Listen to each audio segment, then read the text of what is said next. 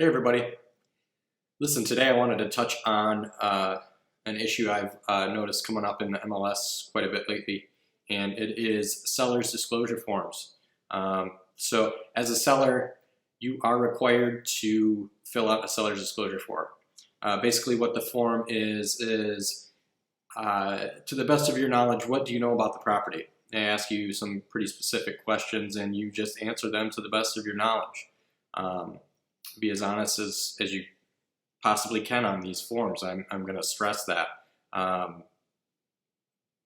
That will come back to bite you if you do not. It's the number one reason people get sued in real estate sales. And it's often the buyer suing the seller. So always be truthful on your seller's disclosure forms. Another thing that I would like to point out about those is that there are a few exceptions to the law when it comes to seller's disclosure forms. There are a couple scenarios that are exempt from filling them out. One of them is foreclosures. Foreclosed properties are not required to fill out seller's disclosures, as they've probably not visited the home or ever lived there, been inside of it, etc., etc. They haven't owned it for very long either, so they wouldn't know about many aspects of the home. So those are not required to fill out seller's disclosure forms. Another scenario where the forms are not required or exempt would be an estate. So if you are selling a property that you are in charge of an estate and that was part of the estate, you may or may not have ever even been to the property. Therefore, you are exempt from filling out a seller's disclosure form. We see those quite a bit, when people pass away. It's the property's still there, and you can't be expected to know every little detail about it. So those are exempt from filling out the form. One other group that is exempt from filling out the form is commercial property. Most commercial property, you don't have to fill out a seller's disclosure form. However, I've noticed lately that even some sellers for single unit rental properties that are residential properties have not been filling out seller's disclosure forms, and that is not an exemption. Commercial property is defined when it comes to residential rentals as any more than 4 units at one property.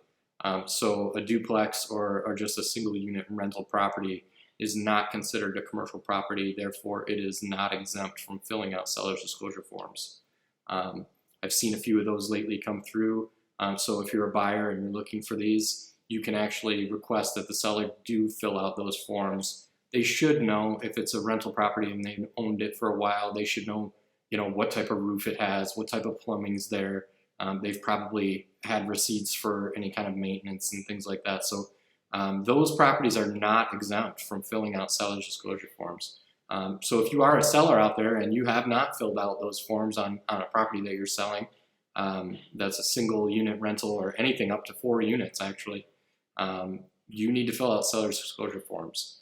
Otherwise, the buyer is going to request those, and they are required by law. So make sure you get those forms filled out. I've noticed that a lot of people haven't been doing it. So another group that is protected against or exempt from filling out seller's disclosure forms are any court-ordered sales. So anything that's in probate or a forced sale from the court system. Those are exempt as well from filling out seller's disclosure forms. So I just wanted to touch on that. I've noticed that there's been some lack of disclosure lately, and I just want to make sure people are aware, and especially sellers, fill these things out, and they help you, they help the buyer. It's all about the win-win. So let's be truthful on these things, and buyers, let's make sure that we're checking these and we're reading these thoroughly. Also, buyers, just one last point on that too. Just because something is on a seller's disclosure form does not mean that it's included in the sale. If it's an item of personal property, say there's a microwave in the kitchen sitting on the countertop, and on the seller's disclosure form it says yes, microwave works. That just says that that microwave that's there works. It's not included in the sale until it's included in the purchase agreement, because in that scenario that would be personal property.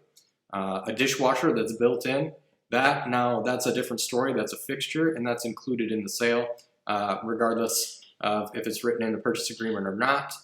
However, I would still recommend writing that in there anyways. But I just wanted to point out that the seller's disclosure form is not a comprehensive list of what is included in the sale. That should be specified on your purchase agreement. So if you have any questions about that or about seller's disclosure, give me a shout. Let me know. My email is brandon@unsaltedliving.com, or you can give me a call at 231-690-4981. Otherwise, have a great day, and thanks for watching.